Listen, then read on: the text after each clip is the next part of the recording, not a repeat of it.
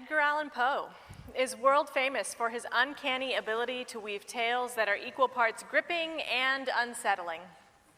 Published in 1843, The Telltale Heart introduces us to a narrator who persists in telling us that he is completely sane while also providing a detailed account of a calculated murder. Poe's trademark skill in articulating the dark corners of the human mind makes it unsurprising that fans of the macabre still flock to him today. Please welcome Senior Nathan Kopel as he declaims The Telltale Heart.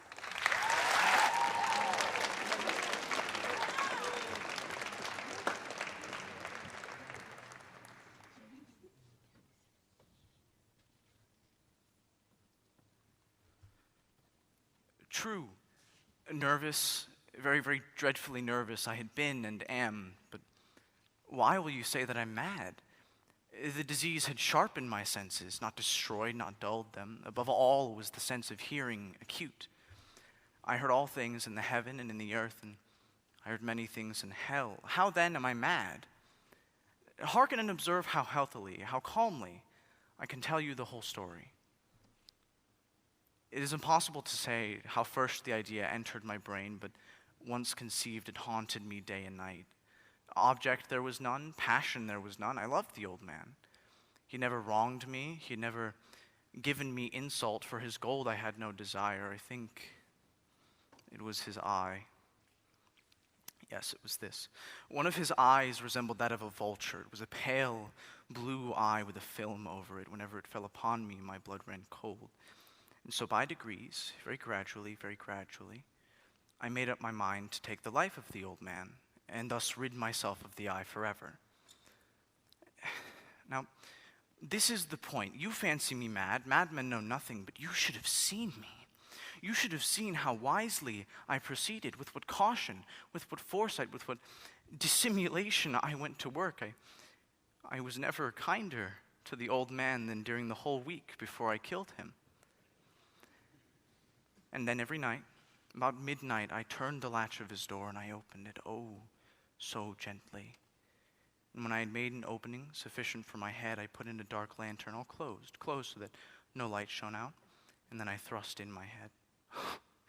You would have laughed to see how cunningly I thrust it in. I moved it slowly, very, very slowly, so that I might not disturb the old man's sleep. It took me an hour to place my whole head within the opening so far that I could see him as he lay upon his bed. Would a madman have been so wise as this? And then, when my head was well in the room, I undid the lantern cautiously, oh, so cautiously, for the hinges creaked. I undid it just so much that a single thin ray fell upon the vulture eye. And this I did for 7 long nights, every night, just at midnight. But I found the eye always closed, and so it was impossible to do the work, for it was not the old man who vexed me, but his evil eye.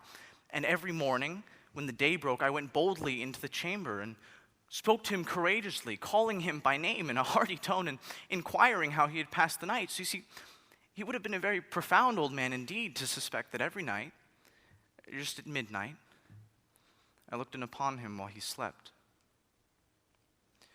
Upon the 8th night, I was more than usually cautious in opening the door. A watch's minute hand moves more quickly than did mine.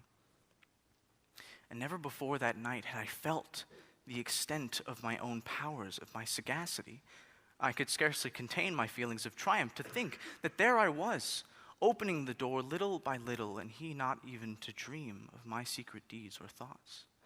I fairly chuckled at the idea, and perhaps he heard me, for he moved. He moved on the bed suddenly as if startled. Now you may think that I drew back, but no. His room was as black as pitch with the thick darkness, for his shutters were close fastened through fear of robbers.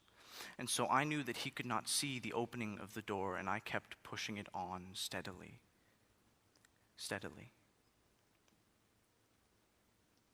I had my head in and was about to open the lantern when my thumb slipped upon the tin fastening, and the old man sprang up in the bed, crying out, "Who's there?" I kept quite still and said nothing. For a whole hour, I did not move a muscle, and in the meantime, I did not hear him lie down. He was still sitting up in the bed listening, just as I have done, night after night, hearkening to the death watches in the wall. Presently, I heard a slight groan, and I knew it was the groan of mortal terror.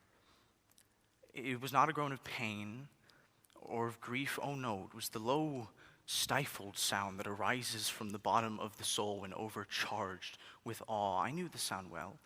Many a night, just at midnight, when all the world has slept, it has welled up from my own bosom, deepening with its dreadful echo the terrors that distracted me. I say I knew it well. I knew what the old man felt, and I pitied him, although I chuckled. I chuckled at heart. I knew that he had been lying awake ever since the first slight noise when he had turned in the bed. His fears had been ever since growing upon him. He'd been trying to fancy them causeless, but could not. He had been saying to himself, "It is nothing but the wind in the chimney. It is only a mouse crossing the floor, or it is merely a cricket which has made a single chirp." Yes.